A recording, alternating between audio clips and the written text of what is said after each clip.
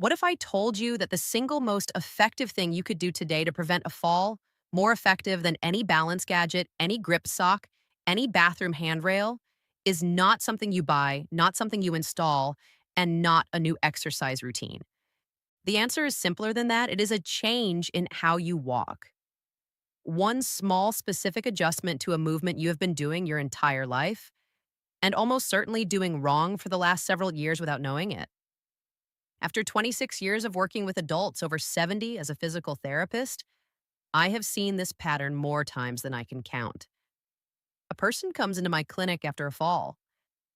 They feel confused. They feel embarrassed. They say, I was just walking across the kitchen. I wasn't doing anything unusual. And they are right. They weren't doing anything unusual. That is exactly the problem because the way they walk every single day has quietly become dangerous, and nobody ever told them. Today, I'm going to change that for you. I'm going to show you what is most likely happening in your walk right now, why it is putting you at serious risk, and the one simple change that can begin protecting you immediately, starting with your very next step. No equipment, no gym, just one adjustment that could genuinely save your life. Before we dive in, if you haven't subscribed yet, I recommend you hit that button and turn on the bell so you never miss another health tip made just for you. If you enjoy this video, type 1 in the comments. If not, type 0 to let me know how I can make better content for you. The problem shuffle gait, let me describe something to you, and I want you to think honestly about whether this sounds familiar. Imagine someone walking down a hallway. Their steps are short, much shorter than they used to be. Their feet barely leave the ground with each step, sliding forward in a low, shuffling motion rather than lifting cleanly off the floor. Their upper body is leaning slightly forward, their gaze is tilted down toward the ground, and their arms are barely swinging at their sides. They are moving carefully, deliberately, because somewhere in the back of their mind, they are aware that the floor feels less trustworthy than it used to. This is called a shuffle gait, and it is one of the most common walking patterns I see in adults over 70. It develops gradually, so gradually that most people do not notice it happening at all. What starts as a little caution after a close call becomes a habit. The steps get shorter, the feet stop lifting, the posture shifts forward, and what feels like careful, safe walking is actually one of the highest risk movement patterns your body can adopt. Here is why. When your feet shuffle close to the ground, any irregularity on that surface, a rug edge, a slight rise in the flooring, a crack in the sidewalk becomes an instant trip hazard. There is simply not enough clearance between your foot and the floor for anything to go wrong without it going very wrong. And because your steps are short and your weight is already pitched forward, the moment your toe catches something, your body has no time and no room to recover. The fall happens before you even realize you are falling. Shuffle gait also signals something deeper. The muscles responsible for lifting your legs, your hip flexors, your glutes, your core have weakened from underuse, and the neurological connection between your brain and your legs has slowed down. The good news is that both of these things are reversible, and it starts with one change. The one change, heel strike. The change I want you to make is this. From this moment forward, every step you take should begin with your heel. This is called a heel strike, and it is how human beings are biomechanically designed to walk. When you are young and your gait is natural and unguarded, your heel hits the ground first with each step. Your weight then rolls forward through the arch of your foot, across the ball, and pushes off through your toes to drive the next step. It is a smooth, continuous rolling motion, and it is one of the most efficient and stable movement patterns the human body produces. But here's what happens over time. As the muscles weaken and confidence in our balance quietly erodes, that heel strike disappears. The foot starts landing flat or even toe first in a pattern that is shorter, lower, and far less stable. We stop rolling through the foot, we stop pushing off, we start shuffling. And with every passing month of shuffling, the muscles that produce a proper heel strike get weaker and weaker because they are simply not being asked to work. So, what does correcting this actually look like? It is simpler than you might think. With each step, I want you to reach your heel slightly forward, just a few inches more than you normally would, and let it make contact with the ground first. Feel the weight shift forward through your foot. Let your toes push off behind you as you step. And most importantly, Baba, lift your foot. Do not slide it. Pick it up. Reach it forward. Land on the heel. When you do this correctly, several things happen simultaneously. Your step length naturally increases, which improves your stability and forward momentum. Your foot clears the ground properly, which eliminates the risk of catching on surface irregularities. Your posture automatically improves. The heel strike pulls your weight back and upright out of that forward leaning shuffle position, and your hip flexors, glutes, and core are suddenly being asked to work music again, which begins rebuilding the very strength that protects you from falls. One change, one adjustment, but it triggers a chain reaction throughout your entire body that begins working for you rather than against you with every single step.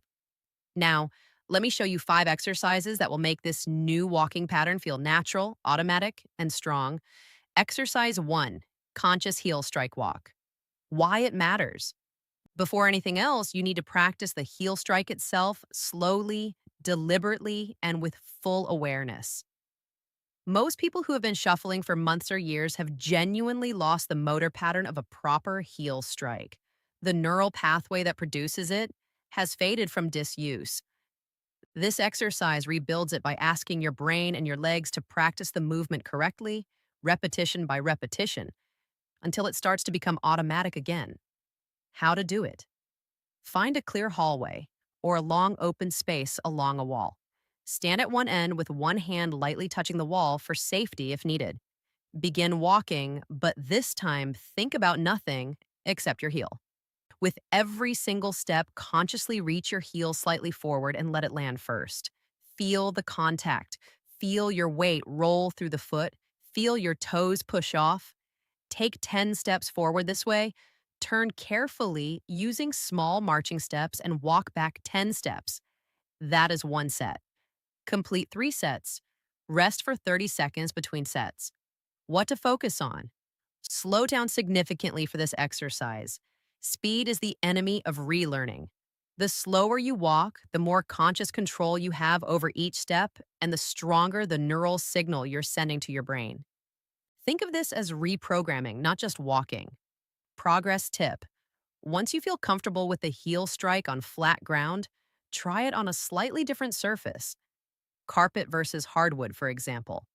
The slight variation forces your nervous system to adapt and generalize the pattern, which is exactly what you need for real-world safety. Exercise 2, high knee march, why it matters. One of the most direct consequences of shuffle gait is that the hip flexors, the muscles responsible for lifting your leg with each step, become progressively weaker. When they are weak, your foot clearance drops. When foot clearance drops, every rug, every threshold, every uneven surface is a potential trip. This exercise specifically targets those hip flexors and rebuilds the lifting reflex that keeps your feet safely above the ground with every stride.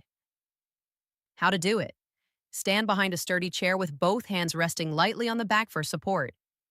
March in place, lifting your right knee toward your chest as high as you comfortably can. Then, lowering it back to the floor with control. Then lift the left knee. That is one full repetition. Complete 15 repetitions on each side, 30 total lifts at a slow, deliberate pace. The lift should feel effortful. If it feels too easy, you're not going high enough. What to focus on? Stand tall throughout. Do not lean your upper body backward as your knee rises. Keep your torso upright. The lifting work should come entirely from your hip, not from momentum or body lean, and control the descent just as carefully as the lift. The lowering phase is equally important for building the eccentric strength your leg needs when your foot returns to the ground. Progress tip. As this becomes easier, practice the march while moving forward slowly through your hallway, lifting each knee before stepping, then placing your heel down first. You are now combining this exercise directly with exercise 1, which is the closest simulation of proper walking you can train at home. Exercise 3, stride length walk. Why it matters. Shuffle gait shortens your stride dramatically, often to half or less of what it was in younger years. A short stride is an unstable stride. It reduces your momentum, disrupts your balance rhythm, and forces your center of gravity into an awkward forward pitched position. This exercise gently challenges you to extend your stride length back toward a safer, more stable range, rebuilding the confidence and muscle memory that a proper walking gait requires. How to do it. Place two pieces of tape on the floor of your hallway about 18 inches apart. This is your target stride length. Stand at one end, take a step forward, and aim to land your heel at or just beyond the second piece of tape. Then step with your other foot, landing the heel at the same distance. Walk the length of the hallway this way. 10 full strides, then turn and return. Complete 2 full lengths of the hallway. Focus entirely on step length and heel contact. What to focus on? Do not lunge or overreach. The goal is a comfortable, natural extension of your stride, not a dramatic exaggeration. If 18 inches feels too far, start with 12. The distance matters less than the habit of reaching that heel forward with intention on every step. Progress tip. Over time, move the tape markers slightly further apart, half an inch at a time to progressively challenge your stride length. Most people are surprised by how quickly their stride naturally lengthens once they begin training it consciously. Exercise 4, slow motion walk. Why it matters? Speed is where proper walking mechanics break down. When we walk fast or even at our normal everyday pace, we rely on habit and momentum rather than conscious muscle control. For someone rebuilding a walking pattern, speed is the enemy. The slow motion walk removes speed from the equation entirely, forcing every muscle involved in walking to work independently and with full control. It is one of the most powerful neurological training tools available for relearning safe movement. How to do it? Stand at one end of your hallway. Begin walking at the slowest pace you can physically manage. So slow that each step takes a full 3 to 4 seconds to complete. Lift your foot, pause briefly in the air, reach the heel forward, lower it to the floor, feel the weight shift, push off with the toes, and begin the next step. Walk the full length of the hallway in this slow motion style. Turn carefully and return. That is one set. Complete 2 sets. What to focus on? This will feel strange. Slow motion walking is genuinely difficult because it removes all the shortcuts that habitual movement relies on. Every wobble you feel is your balance system being trained. Every correction your ankle makes is your nervous system rebuilding its responsiveness. Embrace the difficulty. It is the whole point. Progress tip. Try closing your eyes for 2 or 3 slow motion steps once you feel steady near the wall. This dramatically increases the proprioceptive challenge and accelerates the neurological adaptation you are building. Exercise 5, obstacle step over. Why it matters. The controlled environment of a hallway is a starting point, but real life is full of obstacles. Rugs, door thresholds, pet toys, electrical cords, garden hoses.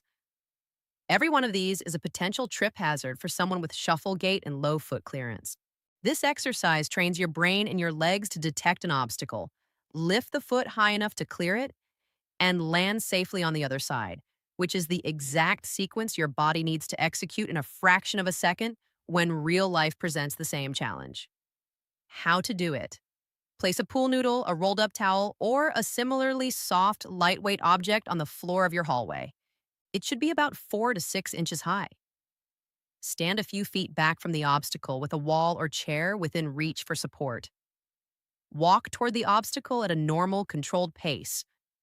When you reach it, lift your right foot deliberately high enough to clear the obstacle with room to spare and step over. Then lift your left foot and clear the obstacle completely. Continue walking a few steps beyond it. Turn carefully and return, stepping over the obstacle again.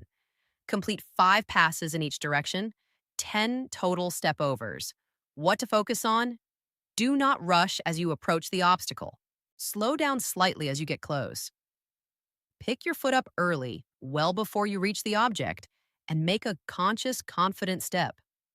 The goal is to train your brain to recognize an obstacle, respond in advance, and execute the clearance with control rather than panic. Progress tip. Once this feels easy, try varying the height of the obstacle. Slightly higher one week, a different texture the next. You can also practice stepping over it while carrying something light in one hand, which is a more accurate simulation of the way real life trips tend to happen. Important safety warning.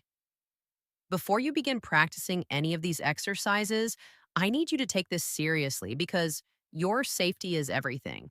If you have recently had a hip or knee replacement, or being treated for plantar fasciitis, or any heel condition, or have been told by your doctor to avoid weight bearing exercise, please speak with your physician or physical therapist before attempting these movements. Some exercises may need to be modified for your specific situation. Always practice near a wall, countertop, or sturdy chair. Never rush these exercises. Wear non slip footwear or go barefoot on a safe surface. And if at any point you feel sharp pain, dizziness, or anything that does not feel right, stop immediately. There is no movement here worth risking your safety over. Progress at your own pace and trust your body to tell you when it is ready for more. Closing. Over the last several minutes, you have seen how numbness and tingling in the legs and feet after 70 is not something you have to accept as permanent.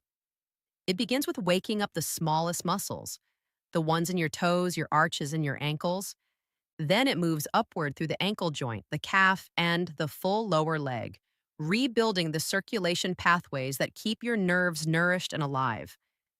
Each exercise in this routine builds on the one before it, exactly as the body prefers to heal.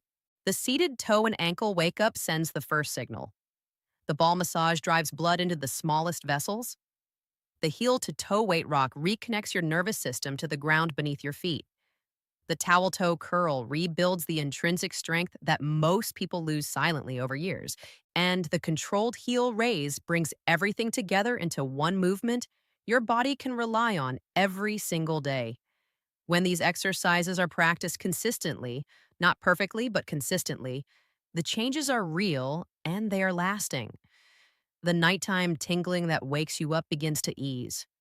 The morning numbness that makes those first steps feel uncertain resolves more quickly. The heavy, disconnected feeling in your feet gives way to something that feels more like solid ground again. Circulation improves not through intensity, but through patience and repetition. Small movements done daily send a clearer message to the nervous system than aggressive workouts done once a week. The body responds to what it is reminded of every day, and these exercises are that daily reminder. The long-term benefit reaches far beyond physical comfort. Healthy nerve function and strong leg circulation protect your balance. They reduce the fear of falling that quietly steals confidence from so many older adults. They preserve the ability to walk to your mailbox, climb your own stairs, play with your grandchildren, and move through daily life without constantly wondering whether your legs will hold you. That kind of independence is not a small thing. It is everything. Aging does not mean surrendering control over how your body feels.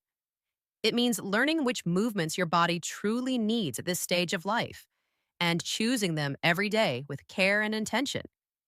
These exercises are that choice. Simple, safe, and powerful in ways that add up over weeks and months. Now, I would love to hear from you. Is your numbness worse at night, during the day, or after long periods of sitting? Leave a comment with your age and where you're watching from. Your experience might be exactly what another viewer needs to hear today. If you enjoyed this video, please leave a comment with 1. If not, feel free to comment with 0. Your feedback means a lot to us. Don't forget to like, share, and subscribe to our YouTube channel for more content like this. Thank you for watching, and here's to living life on your own terms.